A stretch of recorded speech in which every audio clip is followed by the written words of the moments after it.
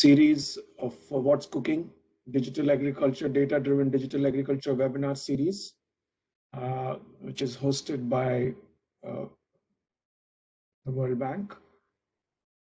This is, I think, we have done about 35 seminars in this series, so probably this is the 36th today. And this series invites thought leaders, decision makers, innovators, startups, and World Bank teams which are innovating and working in the field of data-driven digital agriculture. I think what we would advise you that please mute your mics, and because we will have a Q&A kind of a discussion at the end. But we would request you, as when the discussion is over for the that presenter, when the presenter is presenting, please put your questions in the chat box. We are going to harvest all the questions and cluster them and make sure that the discussants answer those questions at the end. And we will spend about 25 to 30 minutes at the end to make sure all your questions are there. And also, I would request all the presenters to keep on watching the chat questions so that they can even answer them while the discussion is going on. So we want a virtual discussion, and we also want a, what you call it, end Q&A. So you have a lot of chance to participate virtually as well as with, but you will not have a chance to ask the question physically, which is a different format for this webinar. I'm very pleased today to host this webinar, which is on the big data platform and scaling up data-driven digital agriculture, learning from the Kenya experience. The reason I think it's important that this is the place where World Bank teams have invested more systematically over the last 2-3 years in working at the platform and the ecosystem level. So it is not about just doing a project, but really developing an ecosystem and organizational culture for using data-driven approaches. And that's reflected in the way presentations would be done. And a warm welcome to the panelists, Vinay Guttukuru, who is the senior agriculture economist specialist in Nairobi. And he's the task team leader for Kenya Climate Smart Agriculture Project, and also coordinates our investments in Kenya. And Vinay will talk about the overall approach of how the World Bank project is making these investments. And then we have Boniface Akuku. He's the director of Information Communication Technology at the Kenya Agriculture and Livestock Research Organization. And I think only I can say about Boniface that he's really the brain trust behind this whole big data effort in Kenya and many other things. And he has been awarded as the CIO of the Year award in Kenya, and also a number of other awards by other places. So you will hear from Boniface on the big data platform. We also have Thule Lenier, and she coordinates the Agriculture Transformation Office in Ministry of Agriculture, Livestock, Fishery and Cooperatives in Kenya. And she will talk about how the Kenyan government is transforming its own transformation of agriculture in Kenya using data-driven and digital approaches. So we have Kenya Agriculture Livestock Research Organization, which is a consortium of all the research in Kenya, how it has now used data, digitization, and analytics and use cases to really demonstrate things there. And we have a very illustrious panel of discussants also after that. Medha Deware, she's the senior research fellow at the CGIAR and leads the whole CGIAR big data platform at International Food Policy and Research Institute, and she will bring how big data platform with CGIAR is creating is working, and how it could work with the Kenyan ecosystem.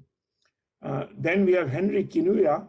He is the head of East Africa Digital Green Digital Green, all of you know, is a very innovative social enterprise which is working on digital approaches for a very long time in South Asia and Africa in a very innovative way.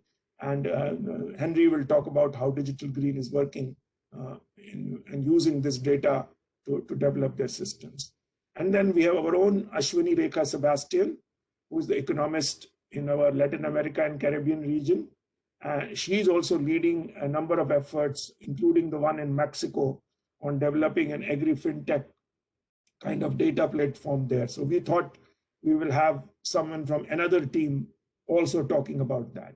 So after these people have talked, so Vinay will talk initially, and then Boniface, then Thule, and then we have Medha, Ashwini, and Henry. And then we have a 30-minute Q&A at the end, basically, where we will bring in all the questions which you have brought together. So without further ado, I will now hand over to Vinay to get started. Vinay, over to you.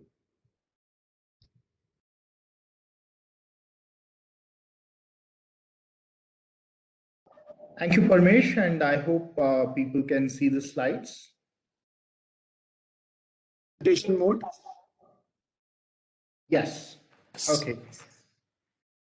Thank you, Parmesh. I think, first of all, really glad to be given this opportunity. And I personally have followed a lot of these webinars in the series, and these are very helpful. So I think we look at this as one more opportunity for us to interact and learn.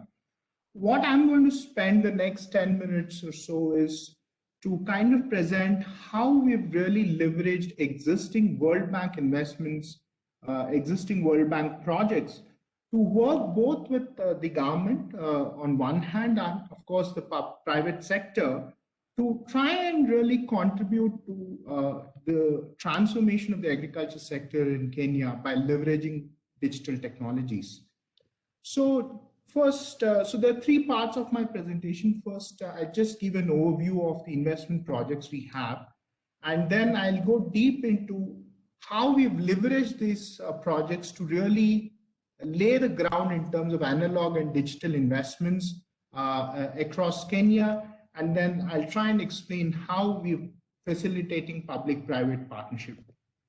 So if you look at the Kenya agriculture portfolio, we have two national projects, which is the National Agriculture Rural Inclusive Growth Project and the Kenya Climate Smart Agriculture Project, and two regional projects, the Locust Response Program to help the government in tackling the locust crisis, and a regional pastoral and livelihood resilience project.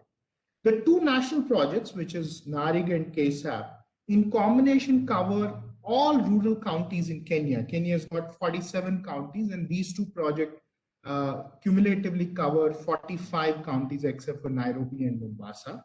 And they cumulatively are targeting 1 million farmers. So what is that we've kind of, through the government's implementation, achieved on the ground? So today as we speak, through these two projects, 1.1 million farmers are mobilized into 50,000 farmer groups and nearly 1,000 farmer producer organizations. So this is really the institutional kind of foundation that has been laid across 19 value chains in the country. Now, what is critical is that all of these 1.1 million farmers are on a digital database, including the geotagging of the farm done by actually KALRO, and Boniface will explain how KALRO has done that. We also understand that it's very, very critical for having a human interface at the last mile, really the touch point, who will be the interface between the public sector and the farmers for the delivery of the extension services. So we have 10,000 such lead farmers, each of whom is catering to nearly 100 to 150 farmers. In addition, through KALRO, which is the Kenya Agriculture Livestock Research Organization, we funded the development of nearly 650 climate smart technologies across these 19 value chains, and these are completely digitized by KALRO and available for uptake by farmers or policymakers, either through a website, through an app, or an IVRs. Also, through our investment in the big data platform at KALRO, we have an integrated agro-weather market information which has been set up there. And so all these 1 million farmers have access to this integrated agro-weather and market information. So as you can see, the digital investment and analog investments that have been made. And our clarion call to the private sector startup ecosystem is, now can you come and really leverage this foundation that has been laid in terms of 1 million farmer database, that they get agro-weather market information, that there is a last mile touch point, and really provide transactional services to farmers to enhance their productivity and profitability. So as I said, if you look at it, the public sector role is all the public good investment which I've just kind of described. The whole digitization of the farmer database, the digitization of the package of practices, and also to put in place the last mile touch point. One of the most important things that we've done is we've kind of worked very closely with the Ministry of Agriculture, both at the national level and sub-national level, to really kind of emphasize on using digital technology as a transformational tool for growth and development of the ag sector. And you will hear from Tule, who heads the Agriculture Transformation Office, and the ATO is being supported through a bank project. So this again a link where through a bank project, we are also providing kind of policy support at the national level to kind of upscale digitization and use of digital technologies. And as I've described already, our kind of call to the private sector is, can you now really leverage all these public sector investments that have happened to come and provide transactional services to farmers, either on input delivery or on credit, insurance, or market linkage. And in April 2019, under the leadership of Parmesh, we had an innovation challenge where we invited startups across Kenya and Africa to come and present what they've achieved in terms of leveraging digital technologies for last mile service delivery. And through that challenge, we have identified 14 AgTech partners. Then we facilitated partnership between these AgTech partners and the county government, 16 of them. And this partnership is now going to be scaled up to 24. And in addition, the number of cohort members is going to be scaled up from 14 to 24 as well. And importantly, what we have tried to do is to mainstream this under both NARIG and KCSAP. So both NARIG and KCSAP have now been restructured to put in $5 million to really make the public good investment in terms of training, mobilization, and equipment, so that there's an incentive for the startup ecosystem and their farmer acquisition costs goes down. We're also partnering with very key stakeholders like Microsoft for technology support, and Mercy Corps, which has had proven expertise in terms of incubation support to come and help the ecosystem to perform. So that's it from my side. You will listen from Boniface as to how really KALRO has done all these public good investment. You listen from Tule how digital technologies are central to the transformation strategy of the government of Kenya, Ministry of Agriculture. And you listen from Henry, who's one of the 16 AgTech startups who is using this platform to deliver services to farmers. Thank you. Thank you very much, Vinay, on setting the context and also finishing in time. And I think that's where I will be very strict now onwards. I think every presenter knows how much time is available. So I would like you to stick to the time so that we have a good discussion. It's my great pleasure to invite Boniface Akipu, also my good friend. And I think he's one of the most innovative guys in the research system, in the government, and really is a very forward-looking thinker as well as thought leader on this issue. So over to you, Boniface. Thank you, Pames. Thank you, Vinay, everyone. So I would basically present on the big data platform, and basically this would be the experience from Kenya. I'll major on the big data services, or what we are calling use cases. And we are grateful for the support of the World Bank and other partners, majorly World Bank, because without you, we would have not achieved what we have achieved. So I will start by saying what was our approach. Our approach has been, how can we apply technology and data to come up with local innovations? And in this case, what we realize is that under innovation, we needed big data platform, and we also needed to involve disruptive technologies in the whole system. And again, we needed to integrate research in ICT and other emerging tools, because the world is moving very fast in ICT.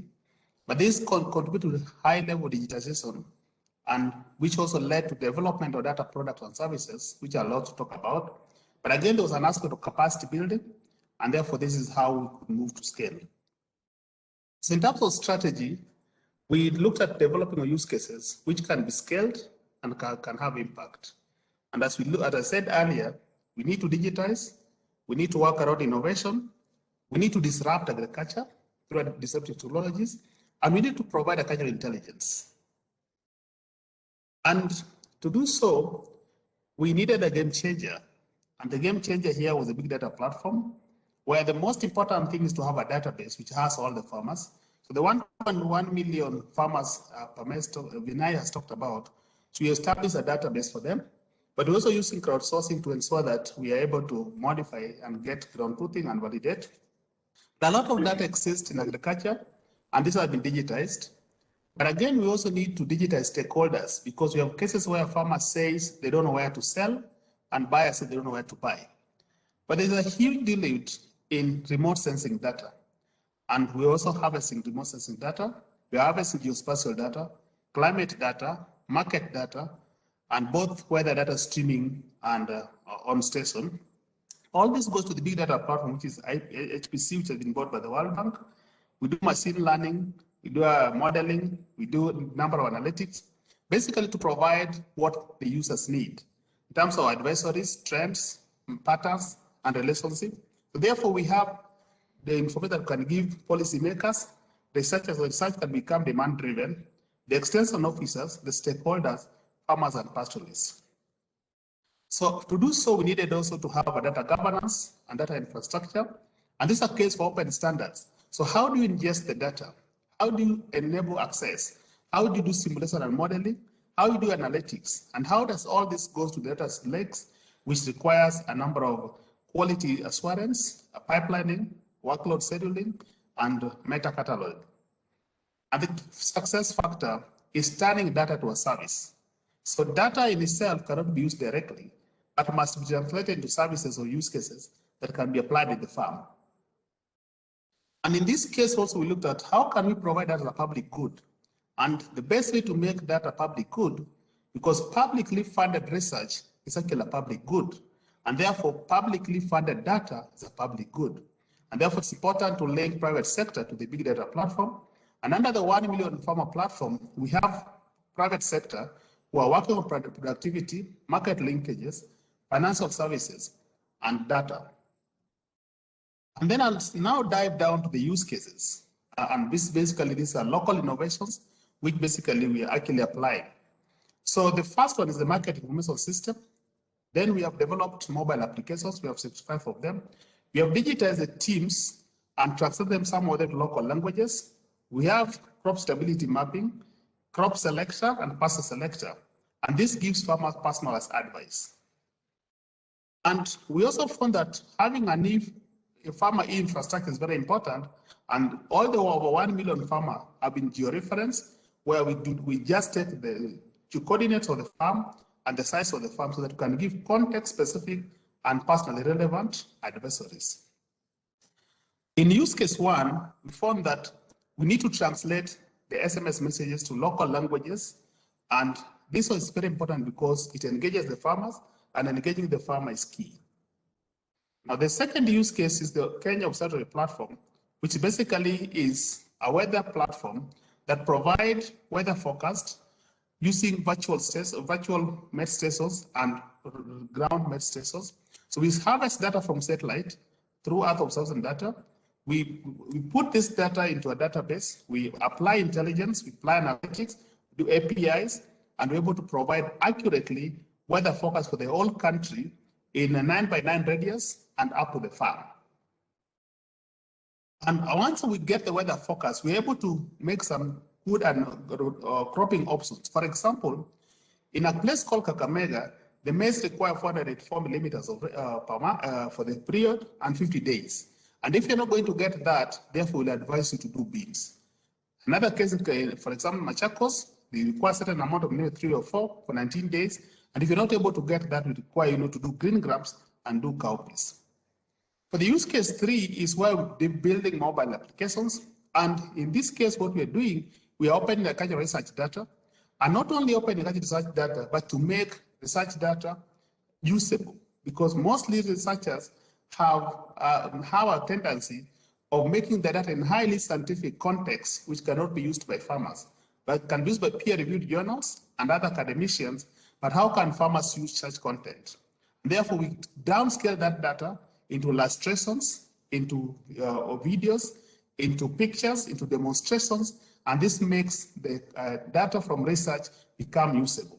We also organize through a crop life cycle, growing cycle, so that you know which are the critical information that you need, so instead of reading a whole book. The fourth use case is actually the call center, where we now talk about digital farming in Kenya. The call center is free, which actually all stakeholders, farmers, and other stakeholders are able to access the information and be able to get it. The fifth use case is the crop selector, which actually gives you advice on what crop you can grow anywhere in the Kenya just by turning your location on with a mobile app.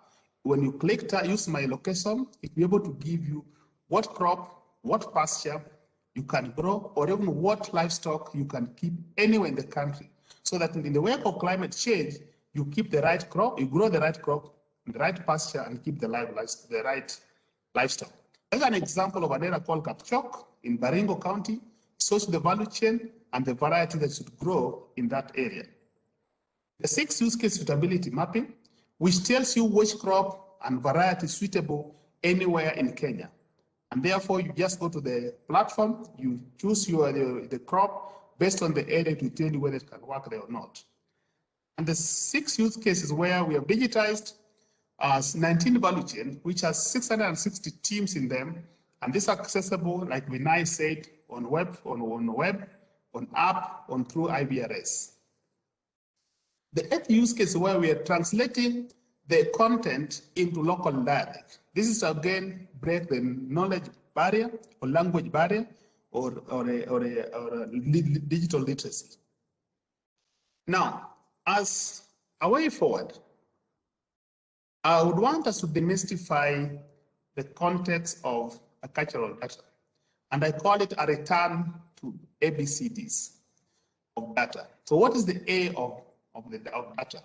The first A is that when we digitize the agricultural content and data, I transform agriculture by 50%. The second, which is B, we need to position the value of agricultural data. When we can position the value of agricultural data and demonstrate the value of agricultural data, like I'm showing you the use cases we have built, we are able to transform agriculture by 80%.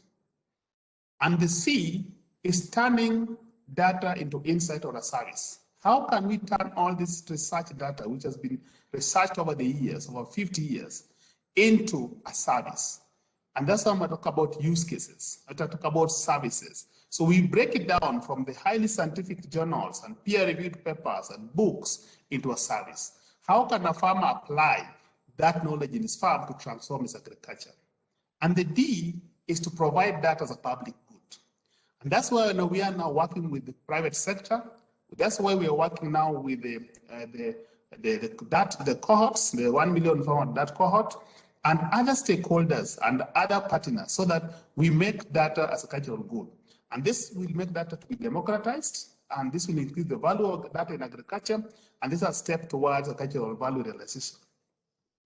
Those are some of the references that you can be able to look By the way, when you Google us, you will find all these things: the observatory platform, the crop selector, the KALRO team apps, the localized weather platform, the extensions that have been translated to local dialects, and even if you go to the Play Store, you'll be able to get us.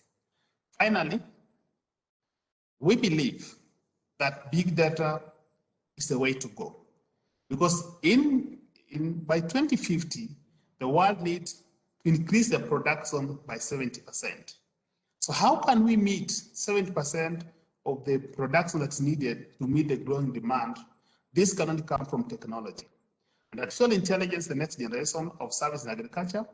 And we believe that applying the big data concept, the data principles, digitizing data, building local innovations around it, providing agricultural intelligence, and simplifying the content from research to be able to apply data at the farm is the way to go. And that's why we actually doing what we're doing. We are grateful for the support of the World Bank and other partners that has participated in this. And we're seeing huge transformation in Kenya. And we believe this is a model that can turn to a global model. Thank you. Thank you very much, Boniface, for not only explaining such a big topic, which you have been working for such a long time in just 10 minutes. I think you have, taken even lesser time than what we had given you. But I think you have communicated almost everything, which shows that you are not only a good thinker, a thought leader, but you are a good communicator. And you have been able to do this in a very short period. And you are many questions coming for you in the chat. Please look at it, Boniface, and we will come back to those questions later on. Very good questions coming from many people. So, and I would encourage everyone. You have heard Boniface, you have heard Vinay. Can you start asking your questions in the chat so that we can harvest them? Because it will be very difficult for us to manage, because we have too many participants to manage a Q&A in a way that you will be able to ask your questions. So please ask the questions in the chat, and because it's a very rich presentation, and you're going to hear even more rich presentations going forward. So thank you very much, Boniface. And now I think we need to go to our third presenter, which is Thule Lenier. And I don't know whether I pronounced her name correctly, so because I'm always bad at pronunciations. So please explain your pronunciation. She is leading the Agriculture Transformation Office efforts in Ministry of Agriculture, Livestock, Fisheries and Cooperatives. And what I find most fascinating in my work experience in Kenya is that the government has really taken on this strategy of transformation very seriously and has started thinking of data and digital approaches as a kind of a lever to transform policy and decisions which the government is taking. Over to you. Please go ahead. Thank you, Pamesh. Thank you, Boniface. He's one of my colleagues in the ministry as the ICT lead in KALRO, as well as Vinay. And I must say thank you to the World Bank for all the support that they continuously give the ministry and the sector in general, and specifically to the Agriculture Transformation Office. My name is Thule Lenier, and I am the Agriculture Transformation Office Coordinator here at the Ministry of Agriculture, Livestock, Fisheries and Cooperatives in Kenya. I'm having challenges sharing my screen, so I'm asking your team, Pamesh, this is when IT lets us down sometimes, to share the screen. I know I'll share it with Beryl. I'm hoping she will be able to in the next couple of seconds. If Beryl wants, I can give her a presenter. Right? Oh, Vivek. Yeah, it looks like I haven't been given response. Okay. So Vivek, are you giving access to Beryl? Yeah.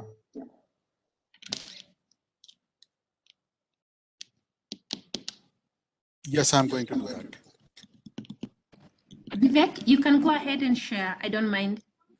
No, it's good if you go, because I can see the screen and I can monitor things. Yeah, let me give you right.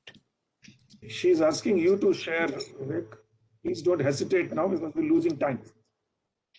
My apologies. My screen screen share button is great. The good thing is Boniface has given us some time, additional time by finishing early. So I think we are doing okay at this stage. Parmesh, I passed on 2 minutes as well to my colleagues. Yes, everyone is increasing the balance. So Tule, you have some leeway now at this stage. So Vivek, are you doing that? Yeah. Thanks.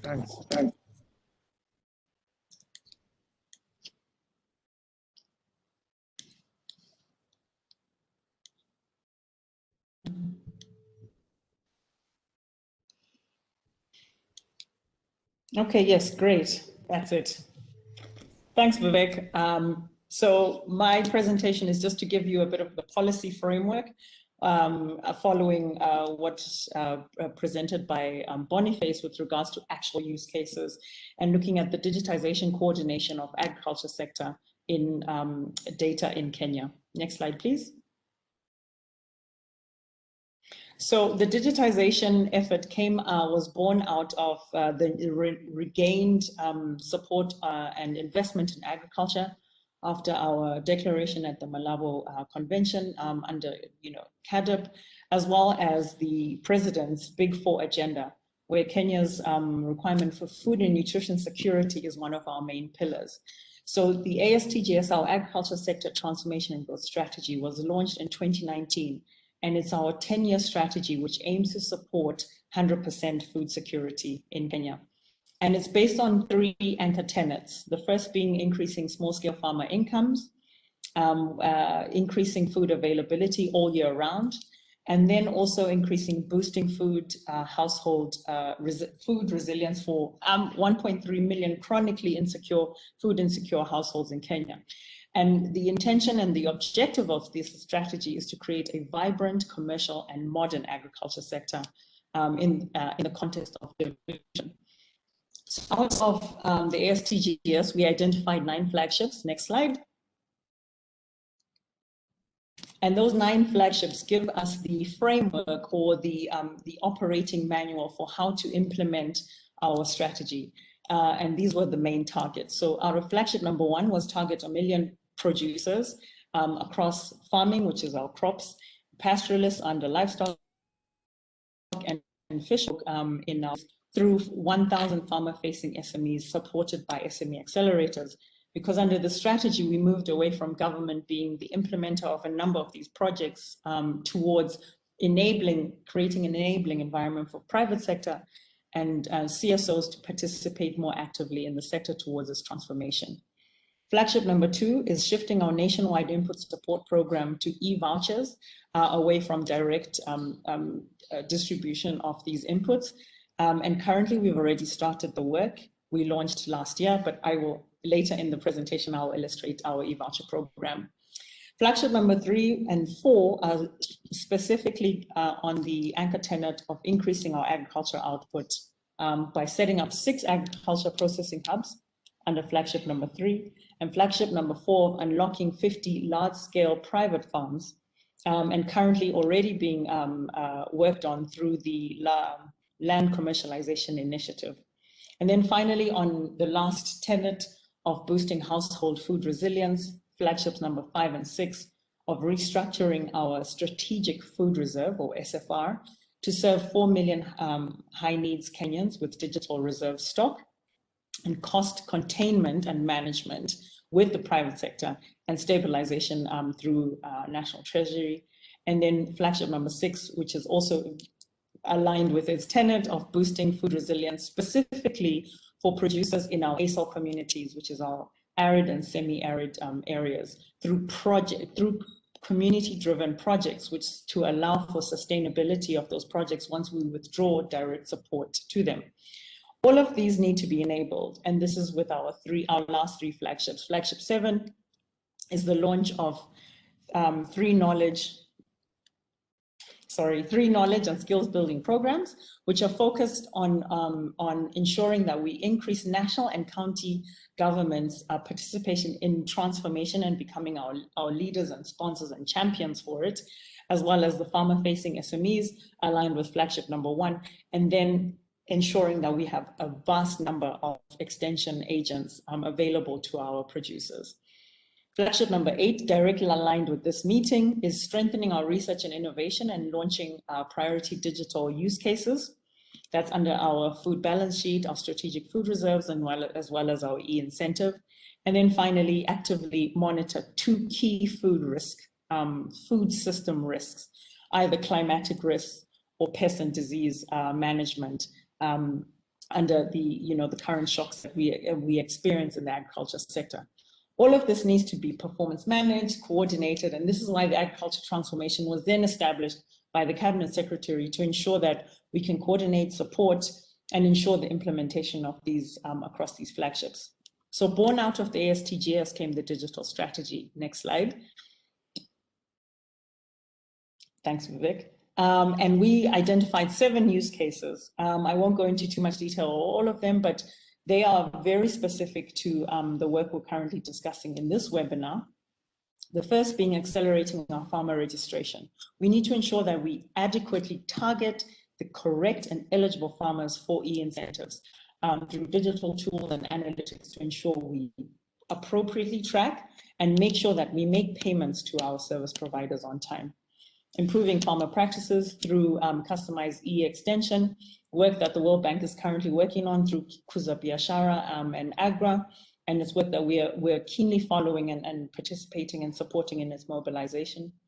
Monitoring our emergency food reserve stocks. This is particularly important considering that we've just gone through the COVID-19 pandemic. This allows us to determine the quantity and of stock and whether we need to intervene and buy any grain in particular to support food availability.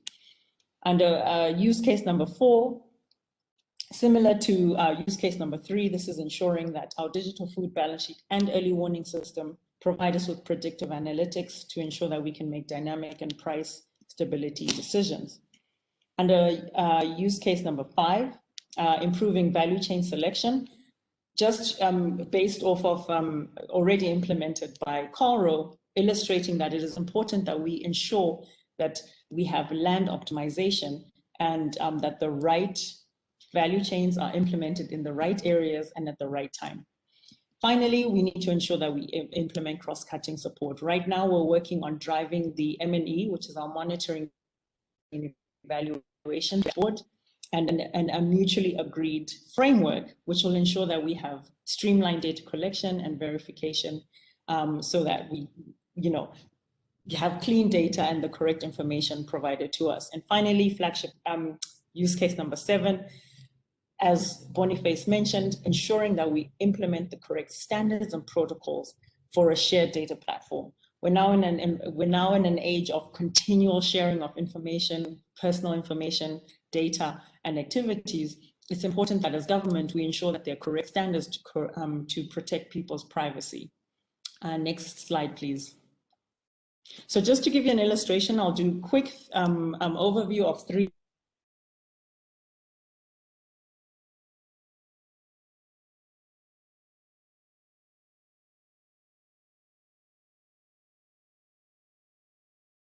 So we have a little bit of a break in the technology. We thought our luck was we had prayed to the gods in the morning. We're back, Tole, we're back. Great. Oh, okay. I'll just start this slide again. Thanks, Pamesh. Sure. So just looking at initiative, the first initiative, Kenya faced the worst, most devastating impact of desert locusts we've seen in the last 60 years. And we used data and technology to ensure that we could measure the impact, assess where we needed to intervene, and additionally support our communities that were affected. So we had locust reports from various number of technologies implemented and supported by FAO, World Bank, and as well as Mercy Corps, where Mercy Corps supported Plant Village to ensure that we could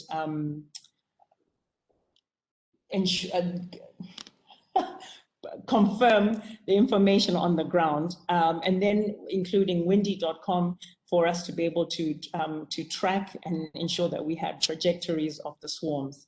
Next slide, please. Initiative number 2 is our digital food balance sheet, which we implemented in September 2019. as part of our strategic food reserves reforms, where we are now working towards ongoing updates through data automation. And the food balance sheet responds to ensuring that we have available stocks. So what are the current levels? Right now, we're only looking at one value chain, being maize. We look at supply across multiple stakeholders, production, predictive analytics, which give us a forecast of the season's expected production, trade in Kenya. Grain trade is both formal and informal, and we try and ensure that we have a view of both of those to ensure that we have the best net in terms of where our grain levels are. And then finally, consumption. What is the expected maize consumption in the region and across the country? And finally, that gives you your food balance sheet, which is the net effect of all these supply and demand drivers to understand the total balance sheet. And that's also available on the KALRO website. That's the link, fbs.kalro.org. It is now being handed over to NCPB to ensure that all grains are covered, not just maize. Next slide, please. And the final initiative I wanted to illustrate was actually the e-voucher program. We're rolling out, we've already finalized the pilot of 10 counties. We may be late to the party as Kenya, considering that we're Silicon Savannah. But it was important that we got all the best practice and lessons learned across the various regions that have been working on e-voucher programs and ensure that we could plug in our farmers, our agri-dealers, suppliers, manufacturers, and distributors of inputs, as well as ensure that you create an enabling environment for extension workers to provide information to our farmers, our producers, and then down the line, ensure that they have availability or access to credit and insurance products. And towards my closing, I'll talk about data collaboration. Vivek. So with all this in mind, we need to ensure that we have collaboration in data across to ensure that we have the best picture or the most accurate picture of what's happening on the ground. Next slide. We implemented a coordinated approach through the Food Security War Room, which we established due to the COVID-19 pandemic. We engaged and coordinated over 50 stakeholders. And this is just a snapshot of the stakeholders that we worked with to ensure that the platform that was used had all the information available from market access, communities that were affected due to the restricted movement, support required in terms of intervention from our government agencies, and then from our development partners to ensure that no communities struggled with access to food. And we had an online platform that was used and updated daily to ensure that we could have information on which markets, how they were open, what pricing availability of product. Next slide. And so in that same regard, we're using the same model for coordination for establishment of the Kenya Unified Agriculture Data Platform, because we're driving for ministry to become a data-driven decision-making organization, or rather an intelligence-driven organization. So ensuring that we get all the data, but with the right security frameworks, the right sharing protocols, the right accessibility, and the right throughput from all our partners. So this is just giving you a very technical snapshot with regards to all our use cases, the layers that will be applied in terms of applications, because there is a proliferation of applications out there. And we don't want to create a monopoly, but we want to create an enabling environment to allow all these to be able to work within our 47 counties and support our producers, creating a data lake, which allows all service providers, including World Bank, to then be able to make information on how to implement what interventions are required in Kenya so that we have the right impact. And finally, without infrastructure, we will not be able to get all this data. So I will continuously be reaching out to our partners to support us to make sure that we have the right databases, applications, and particular infrastructure on the ground to enable data automation and collection of that data. And then I'm closing now, Pamesh. Last slide. Vivek. And so finally, I would be remiss of me not to identify that we are looking towards building resilience in all these digital interventions and creating a robust ecosystem. So we have attempted at mapping the challenges and identifying some solutions in that regard. So for example, one of the issues that we have already identified is that the current skills or level of skills on the ground, both at ministries, across our ministry sectors, as well as on the ground with our farmers, our producers, is limited. So we need to look at options for retooling, as well as increased collaboration with the private sector for knowledge management and capacity building, not driven just from government. We need to create an enabling environment. Although steering committees are great, they are only temporary, as we have seen with our food security issue on COVID. We need to look at a more comprehensive enabling environment with our ICT counterparts and private partners as part of our working solution. With that said, collaboration partnerships are the only way that we believe that will create long-term sustainability in our interventions and will allow for data automation within the sector. In the last two, we looked at also innovation. And that's mostly inward looking as ministry and government. We need to then create more flexible engagements. And this is what Ministry of Agriculture is now working towards, to allow for through flow of innovations, as well as innovators to and within government. And then finally, as with most issues, we need to look at the issue of sustainability. How do we ensure that there's resources continuously made available towards our data, towards our digital platforms, towards making sure that there's skills available and that there's knowledge management and training and capacity building. Because for us, it is a main driver to ensure that we have a digitally enabled workforce which is conducive for a data-driven policy environment. Thank you. Thanks a lot. Absolutely dot on time. I admire this. The job of a chair is so easy today, because every presenter is really finishing on time. And I think I really congratulate Tole that you have really encapsulated the whole thinking and the thought process in the Ministry of Transformation and how you have situated data and digital approaches there. So I like what you said, that you want Ministry of Agriculture to become a data and intelligence-driven organization. That's a very big transformation. And I think we have very few ministries of agriculture in the world which think that way. So I think you have a lot of other people from other countries also listening in today, and they would get very encouraged by listening to how the ministry in Kenya is thinking about these issues. I also heard views on ecosystem, strategy, use cases, coordination, collaboration. I think this is where I think the traditionally ministries of agriculture have been doing things on the ground, and you are looking at Ministry of Agriculture becoming facilitators, enablers, coordinators, innovation enablers, and really using data to do that. So this is the takeaway there, and I'm sure there will be a lot of questions in the chat which will come to you now basically, because it's a very rich presentation. And I really congratulate you for explaining such a big topic. It could have been a standalone webinar, but being able to do this in a short way, I congratulate you for that. Thank you very much, Chune. So I would now move to our discussants, and I'll first move to Medha Devare, who is the leader of the big data platform and in CJIR and working with IPRI. Over to you, Medha. Great. First of all, thank you, Parmesh and Vivek, for inviting me. This has been really inspiring. It's been fantastic to listen to the three presenters. Lots of great stuff going on, clearly. I was asked to talk a little bit more about the theme that Tule ended with a little bit, with the collaboration angle and what the avenues might be for collaboration, particularly from the CGIAR lens. We've got a lot of feet on the ground in Africa, especially in Kenya.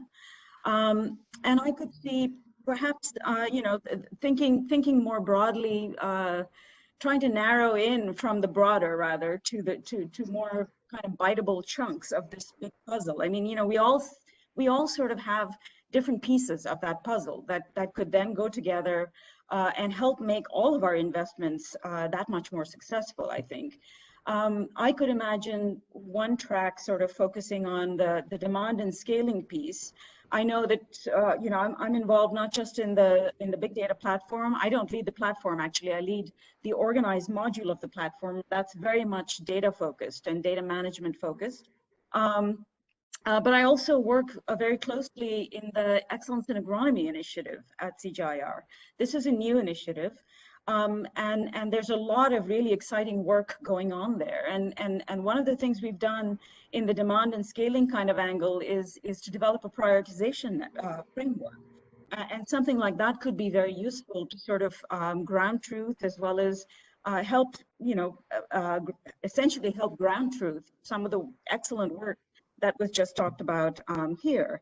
The other thing I could see is perhaps working more closely on joint piloting and validation of a lot of the tools that are being developed through our different networks. Are there, first of all, ways to collaborate on these tools? So for instance, I could see, that there's the Akilimo advisory that tries to get at a much more customized, it has a much more customized approach to advisories to get down to the level that I think both Boniface and Tule commented on. How do we do this to work together to bring something like that tool and some of the tools that are in development in Kenya? Is there room to bring them together? There's another tool developed through the big data platforms Inspire pillar. We have 3 pillars. One is organize, the other one's convene, third one is inspire, and that's called Seeing is Believing. It's being widely sort of dispersed, disseminated in India with the government involved now. And it bundles together soil, weather, crop information, along with insurance, to offer and smartphone capabilities to be able to sort of bring that bundled view of services in terms of crop productivity and climate or weather risks, not climate risks so much.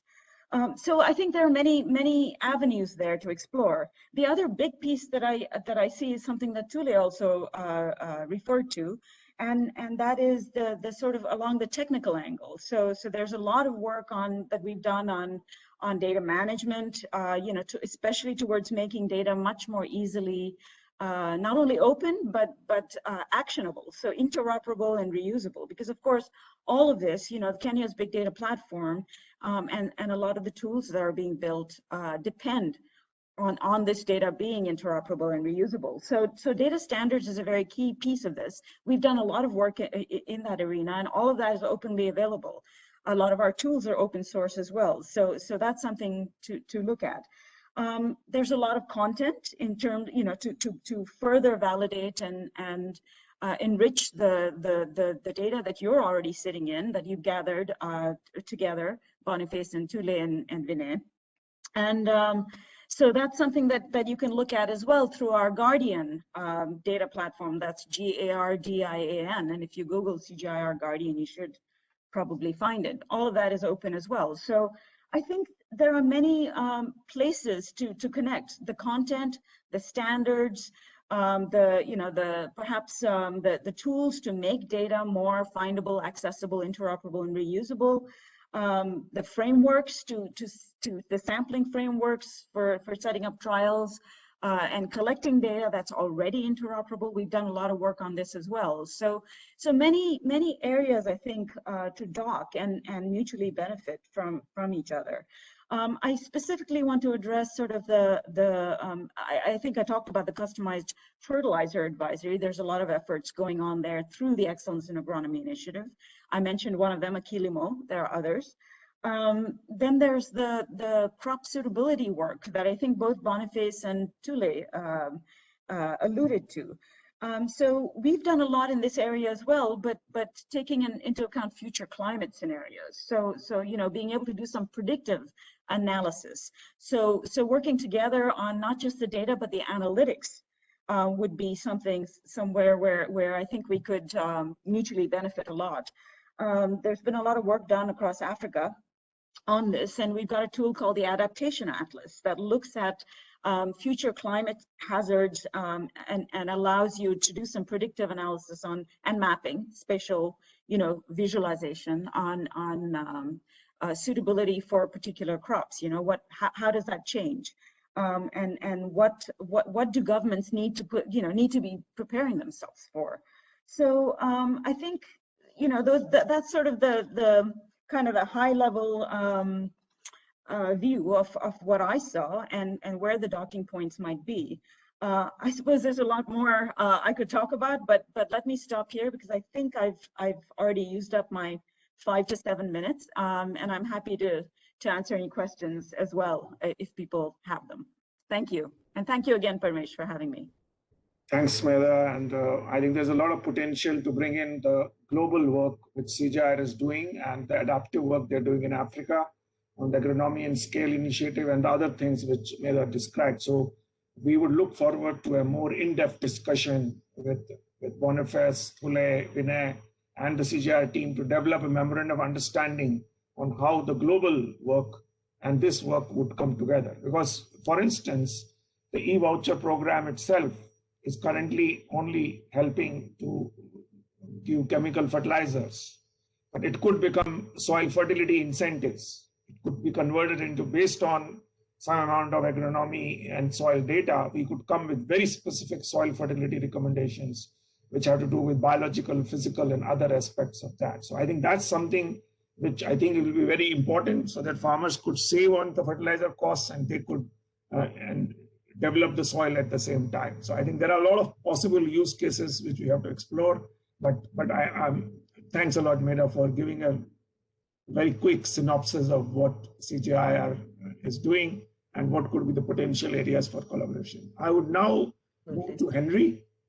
Henry would talk about Digital Green, who is one of the 14 innovators, basically who is working on with the Million Farmer platform. And Henry, the challenge now is that we have only 5 minutes for both the debating discussions, because I would like to spend some time in discussing very rich questions which have come in. Over to you, Henry. Lovely. Thank you, Parmesh. Thank you, team. I'll be very quick. I think I'll spend the 3 minutes that allocated to me. Henry Kenyan is my name, working with the Digital Green. I'm the head of East Africa.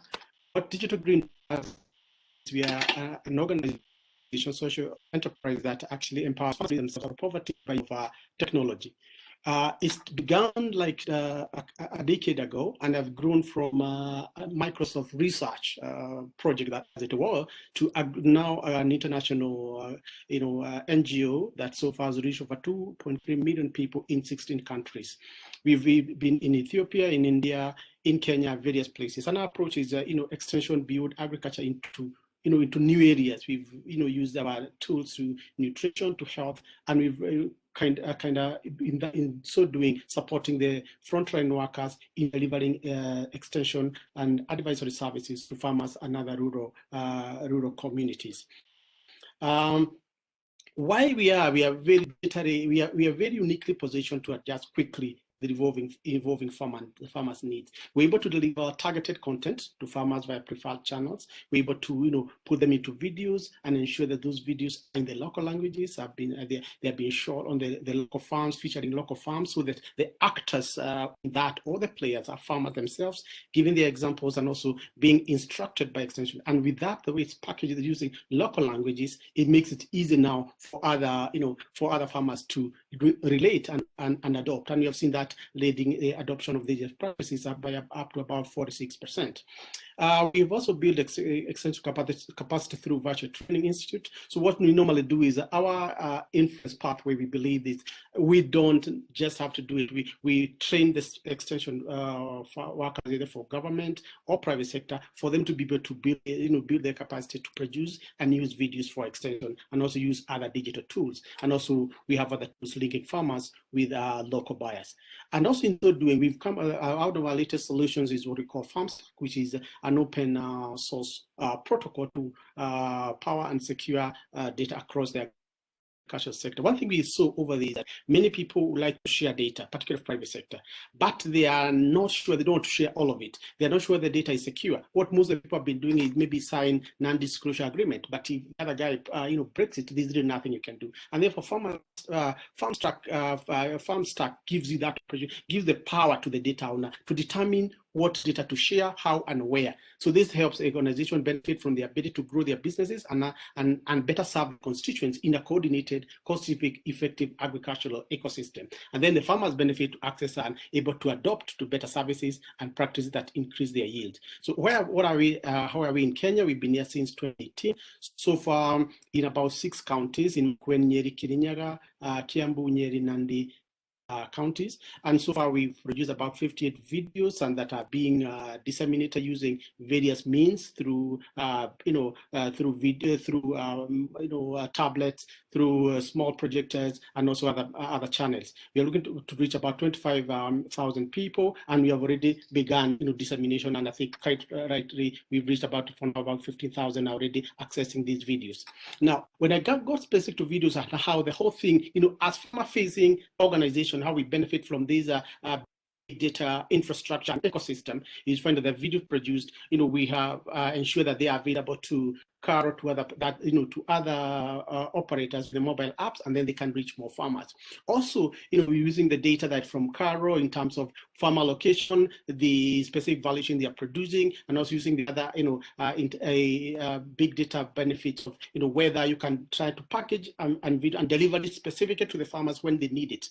And then also we're partnering with other organizations like AgroCare and others to produce videos on key agriculture topics and soil analysis. So this is has been a journey in Kenya, and looking forward to really reaching more farmers, ensuring most of the data available, most of the information available is digitized and packaged in a manner that is able to reach farmers and for them to be able to use it to uplift themselves, their enterprises, and their livelihoods. Thank you.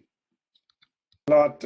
I'm sorry to rush you like that, Henry, because you have such rich experience to share.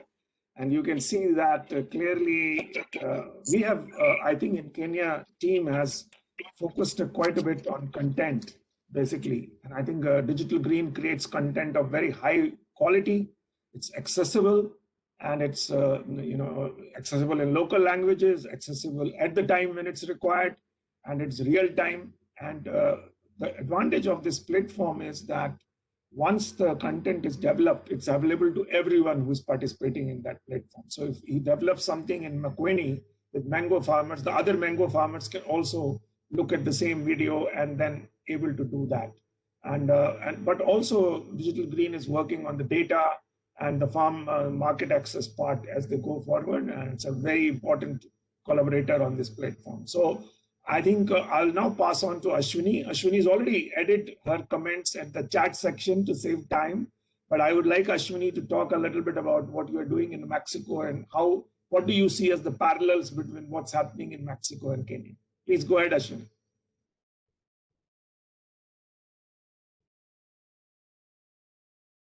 Can you see my screen? Yes, we can. Okay, good morning, everyone. I'll try to be quick as well. I'm putting up this slide very quickly to demonstrate what we're doing in Mexico and to demonstrate the parallels. But before I start, I just wanted to say that the presentations we've already had kind of demonstrate how Kenya is really at the frontier with all of this big data ecosystems and how it's integrated into agri-food systems. So I wanted to just congratulate the Kenya team. Just to say, I'm impressed in the way in which the different bank projects have been leveraged to bring on all these farmers onto the digital platform.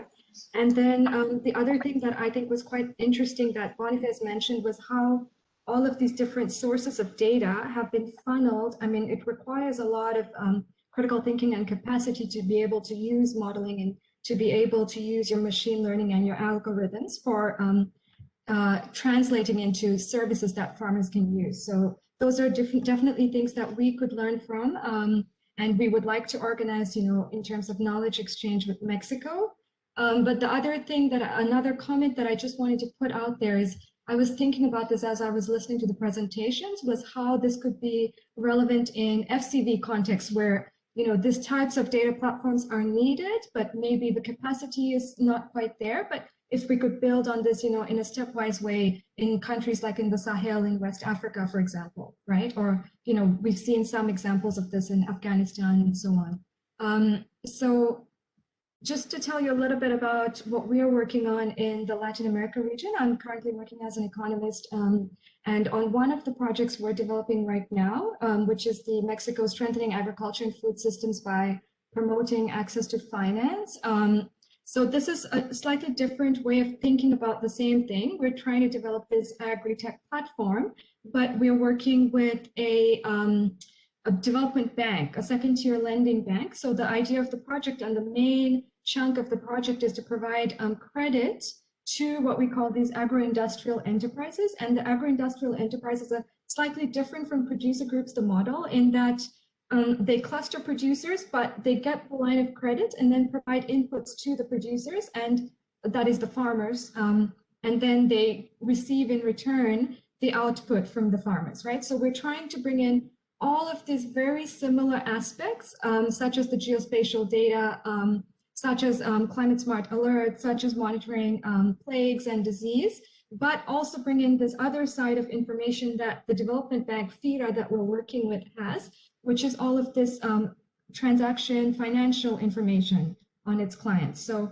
we're bridging the two, the financial services side and the agri digital data side, so that all of the clients of the bank, the farmers and these agro-industrial enterprises and their financial intermediaries have access to all of this agriculture data. And a couple of different things to think about that, as I was listening that I thought were slightly distinguishable from the work that is being done in Kenya is the potential, we are exploring the potential later on to use the agriculture data to then generate these green credit profiles for the farmers. So using the information on production to then develop for farmers who don't necessarily have collateral to build their credit profiles.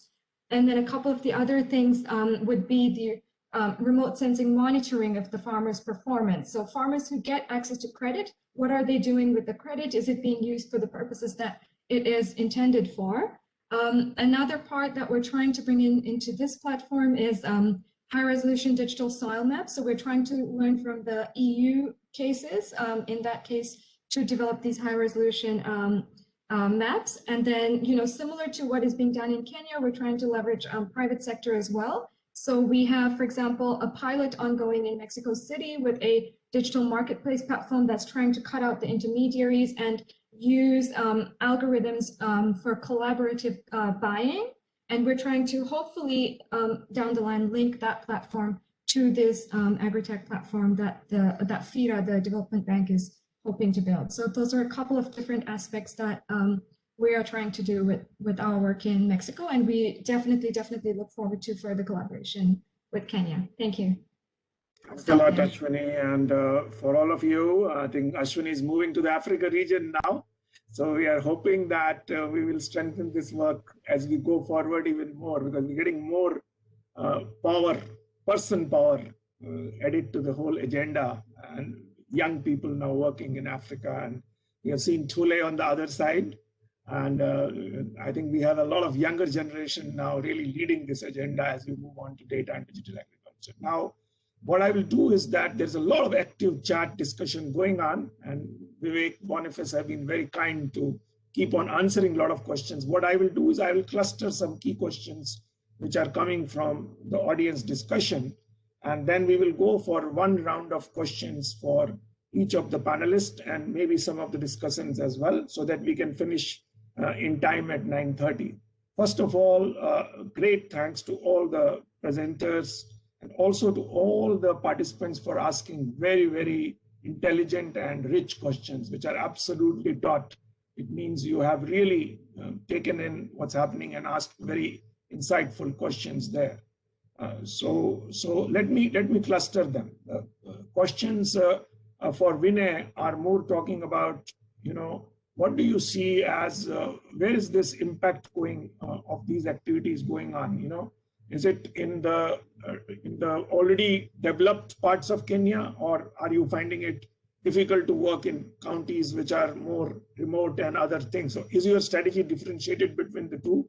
And how will this approach work in those counties, which is related to what Ashwini is also saying, that we need a module for remote, conflict affected, all these kinds of things. That's all characteristics of counties there. So how you account for this spatial disparity? Second is, how do how is the spread of which services out of the ones we are talking about from the 14 cohort, which ones are finding more traction, and where do you see more scale happening among those counties? So if you can take these two questions, Vinay, and then I'll come to Boniface after that, and then to Chule, and then to other presenters. Go ahead, Vinay. Thanks, Parmesh. I think the first question on the spatial disparity, I think, is absolutely bang on. I mean, it's very relevant for Kenya, because if you look at data, you'll see that the ASAL counties, arid and semi-arid counties, that 23 out of 47 are arid and semi-arid, and especially 9 of these are in the northeast Kenya. This is where the productivity challenge is higher, dependence on livestock is higher than agriculture. So I think the way to go there is to really kind of have very customized solutions, and I think to rely more on say kind of just normal SMS, IVRS, and web portals and all that, because both the connectivity issues and also the ownership of, say, the Android mobile is an issue there. But I think, Tule talked about the locust crisis, how they used the digital platform successfully. The epicenter of the locust attack was were these 9 counties. So you're already seeing that even in these 9 counties, use of data and digital technologies make a huge difference. And I can tell you that the last wave of locust attack started in December 19, went on till July 2020, and the devastation was much higher. Whereas because this time the Ministry of Agriculture was much better prepared, they employed data-driven technologies, they could really arrest the entire locust attack in a matter of 2.5 months, even though actually they were greater in size and more intense. So this is just one example to show that how even in these far-flung areas where connectivity is an issue, you can still make a big difference by leveraging digital technologies.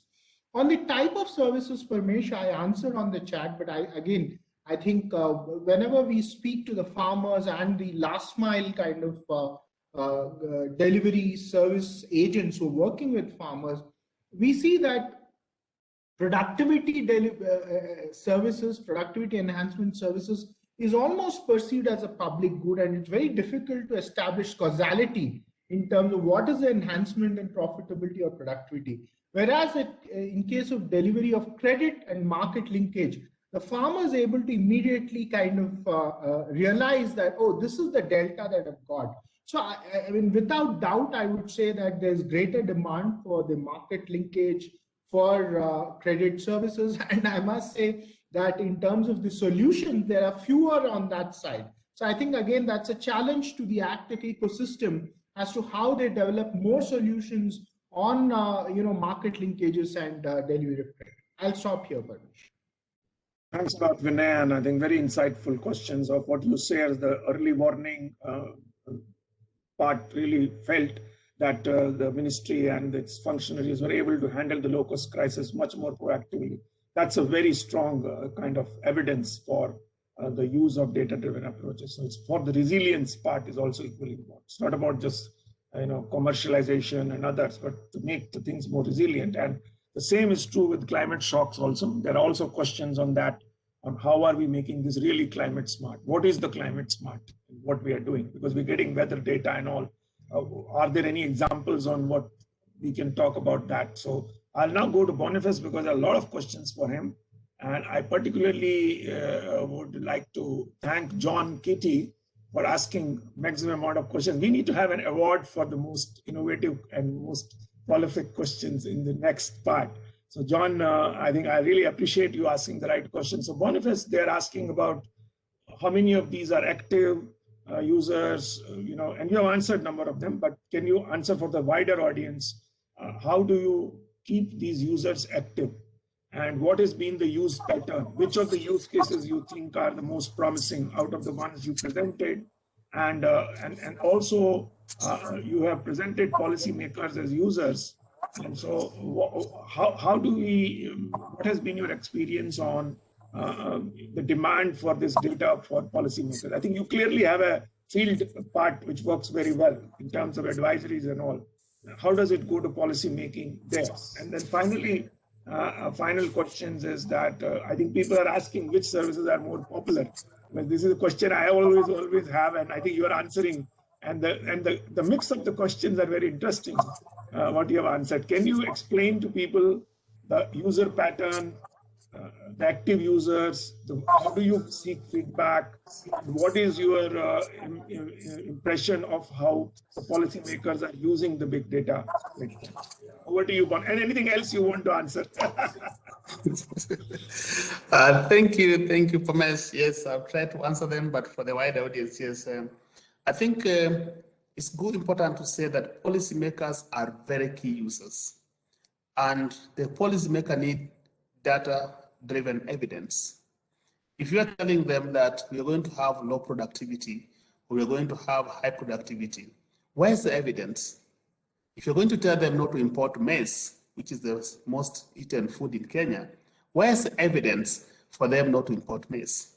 And therefore, they need data-driven evidence. And therefore, through our big data, we are able to, like, for example, the food balance sheet and other models that we are running, we are able to provide evidence for policymakers so that they can be able to make informed decisions. A good example is on the weather forecast, our Kenya Observatory platform, where we're actually driving intelligence from satellite data to be able to provide evidence on when it's going to rain or not, by how much. And we need very granular evidence. For example, there are cases where you were able to say there's likely to rain, but how likely is likely? So our weather platform provides chance and amount that there's maybe 90% chance to rain, and the amount of rain will be maybe 2 millimeters. And exactly where? So it's actually onto the ground level. So Kenya is big. So where exactly going to, which farms, which region? And therefore that provide policymakers with evidence. So one of the pain points that many policymakers have is to get evidence to make decisions.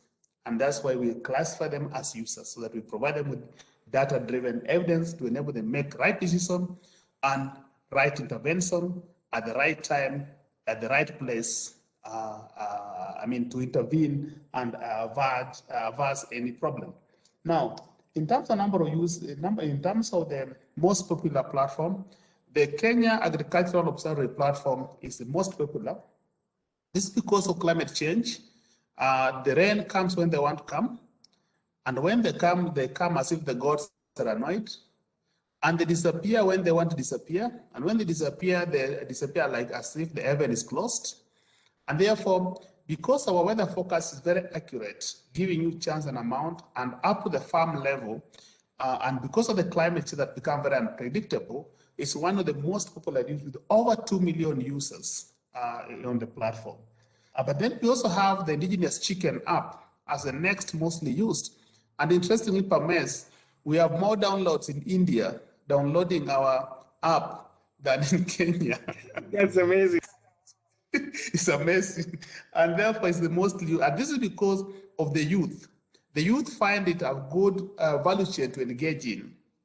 And therefore, we have seen that most of the apps that are being downloaded a lot are actually that have got the youth connotation, because it's easy to undertake. It requires a very small space of piece of land.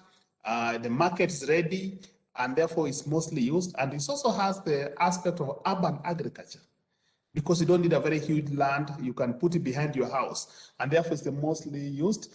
We have users from Uganda, Tanzania using the app. The other one we have found has very high demands, avocado, the avocado app. And this, I think, because of the value that's being put on avocado for export. So what I can conclude on that is that I think we are seeing that these apps are actually attracting youth. So the value chains that are actually youth-friendly are actually highly downloaded. And those value chains that are actually having high impact of profitability, for example, with export potentials, are actually mostly downloaded. That's what I would say on that. So in terms of, I think that answers the popularity. And I think I just want to clarify in terms of feedback from the users. I would want to say that our interactive voice system, the word interactive means it's a two-way communication. We are able to communicate with the farmers and farmers are able to communicate with us. So all our platform, even the SMS, a two-way platform, a two-way communication where the farmers can also send us SMSs. We are also able to send them SMSs. But again, as a way of getting feedback, our design is on a DSON process where we involve system thinking design, co-creation and co-design, where when we're designing the content for our apps, we involve users, farmers at validation and interaction level so that they are part of it. And therefore, that's one way of getting feedback through a DSM process, through co-design, through co-creation, through system thinking and design approach, which enables us to get feedback. But at technology level, we have also built our technology on a two-way communication system and an interactive system. Lastly, I want to say that the value chain that Vinay talked about, the 650 value chain, was actually demand-driven. Actually, the identification process and prioritization was actually done by the county and at farmer level. So our team met with the farmers and with the county government, and they identified the value chains of priority and therefore actually demand-driven. So our approach has been demand-driven approach in terms of technology and in terms of solutions that we're building. I think the rest I've answered on the chat, and I think guys can go to the chat. And if you have more questions, I can type my email address. You can reach me anytime, 24 hours a day. So please feel free to reach me anytime. I'll be able to respond. I can vouch for that. That Boniface is the most accessible person. You can see all his work is now being used by all the people around so many parts of the, this is what is fascinating about the digital apps, is that Digital Green has also seen that their videos get loaded by, not by just that country, but by a lot of other people. So this is a kind of universal kind of a way of content. If there is good content, people will use it. Parmesh? Yeah. Yeah, Vinay, I'll just come in for 1 minute. Sure, just go ahead, Vinay. Add what Boniface said on the Kenya Ag Observatory. So the best indicator of how kind of popular it is and how much it is used, there were a few days where there were some technical issues for it. And let me tell you, not just Boniface's mobile, but James and my mobile was flooded with calls from everyone, from governors, from ministers and all that. When is it going to be up and running? So that's a clear indicator that there's so many senior policymakers, farmers are using that app actually. Thank you, Vinay. That's a good testimony to the utilization. And I think, but we have to do a better impact study on the utilization part to get the profile, because a lot of questions people are asking on that. So now I go to Tule. I think there are two types of questions, Tule, which we are getting. One is people are asking that you have a strategy for transformation. So there is a part which is about agribusiness, transformation, exports and, growing that market. And there's other one which has to do with smallholders. So how are you balancing between the two in your strategy? And so it's a general question. It's like the inclusion part of it.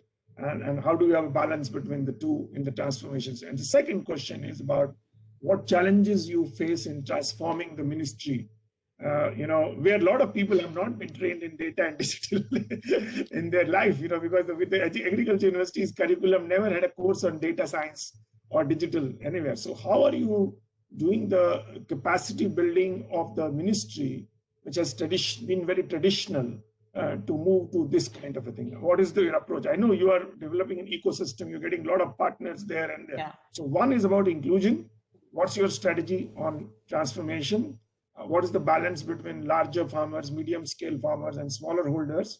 And second is, how are you building the capacity of the ministry to undertake this transformational change, particularly on data and digital? Can you take these two questions, please? Yeah, sure. I'll answer the second question first, because we were just looking at it the other day internally. So we've been doing assessments on the digital skills that are available in the ministry and have set up an institutional capacity strengthening task team. And one of it is to make sure that we can capacity build, because unfortunately we are the oldest ministry in government. So a lot more of our officers will be retiring in the next 3 to 5 years, but we still need them to be able to do the work. So we continue to do a lot more hand-holding in terms of training, but we have definitely identified that there's a big skills gap.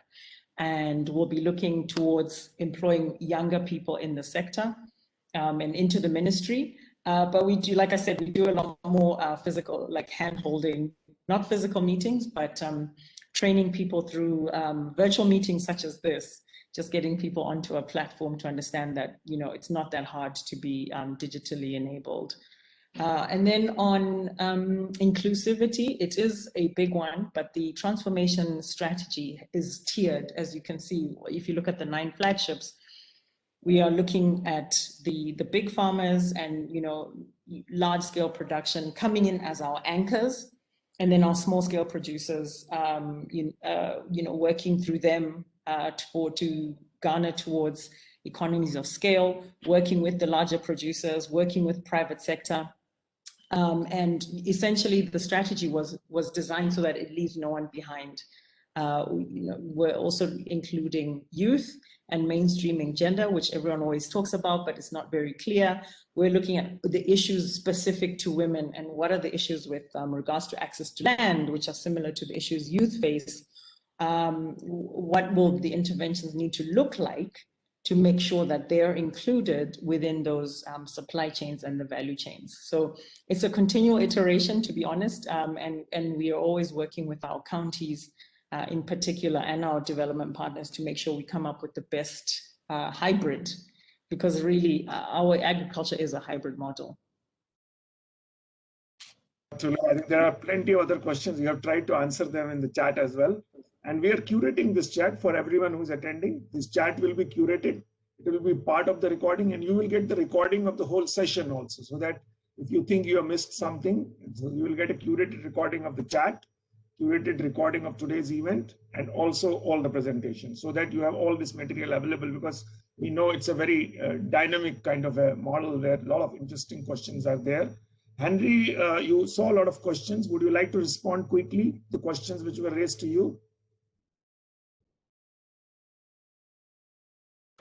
Yeah, I think a few questions were raised regarding, you know, the usage of our videos, how we track those who have used the videos, and right now due to COVID, we have 2 ways of you know, disseminating these videos. Before, we had now the physical meetings where farmers, during their, you know, either farmer field school sittings or their normal meetings, if it's the co-ops, they are able to view those videos, and, you know, with instruction from an extension officer. Right now, again, with you know, we build more on the digital way of delivering those videos. There are areas where groups have you know, WhatsApp group, we are using that. We are areas that now we have work of, you know, partnering with the county government. We have these videos also hosted in their you know, website and other digital handles they have. So that's quite a number how we are using. The other question was like, you know, how, other than watching the videos, what are the, you know, are we seeing in a difference? So in Kenya, these are the first, I think we just in 1 year, so I think we should be doing a proper evaluation, and like by the end of the month, how these videos have they translated into behavior change. But where in the past we've had a proper evaluation, we've seen most of the, you know, the videos watched leading to over 46% you know, behavior change or adoption in the practices that were featured in those videos. Thank you. I've also shared by email. Even if further question, kindly reach out to me. I'll be able to respond more comprehensively. Thanks a lot, Henry. And I think we should finish in time.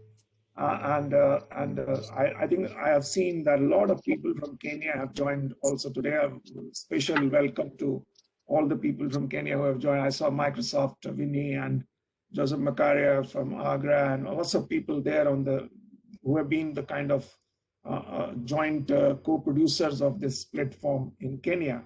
And so I want to acknowledge the collaboration we have had in Kenya from lots of actors there at this point. So to summarize, I think what we are trying to say is that, it's Joseph Makaria from Makulumu Young. So I'm sorry I got your name wrong there. So I think we have a lot of collaborators there. So I just want to say that going forward, we would like every investment done in agriculture and food from the bank side to include data and digital approaches in the DNA of a project. And what you saw today, that in Kenya, we were able to do a number of these things because of a proactive government, a very good ecosystem, and lots of other models. But there is a lot of need to invest in ecosystem and platforms when we work on the digital side. And I think Tule reflected that coordination thing when she showed you that slide of there are people from public, private, research, academics, which they have brought together in terms of coordinating together. Similarly, the Million Farmer platform also brings farmer organizations and the research agencies and others together. And the big data platform also brings a lot of actors together all the time, both for sourcing ideas and also developing a collaboration platform there. And I think we need at least 5 to 10% of the total investment to go into these kinds of platforms, because they will be sustainable in the long run, because a lot of private sector will pick up these ideas and run with them. And similarly, if farmers adopt that, they will become more viable and sustainable. So I think we consider investment in data platform, big data, innovation ecosystem, and partnerships as a very important investment. And this is the learning from Kenya, which I think we would like other projects to take. And I think I would like to thank again all the presenters, all the discussants, and also all the participants for coming together. I just want to announce that we have, I think, a next webinar on 13th, which will be discussing 2 innovations from Korea. One will be on livestock traceability, and another will be on crop modeling and forecasting. So how Korea has used data-driven and digital approaches to work on that. You will be getting that announcement today, and we would like to welcome you to keep on attending this. If you want to access to all the material of all the webinars, please visit the website of Data-Driven Digital Agriculture of the World Bank. You have that link there, and also the Open Learning Campus website, so that this is accessible to thousands of people. We have about 10,000 people on this platform, and we would like you to also send us ideas about what you would like to do on this. So I think we have a lot of interesting posts being done by a lot of members. John Kitty just posted something. We will include this as part of the recording so that you get everything at the end. So thank you very much. Good morning, good evening, good night, good afternoon, wherever you are in the world. And please continue to be tuned to the next webinar when we host that. Thank you very much, and bye-bye. Thank you, Pramesh.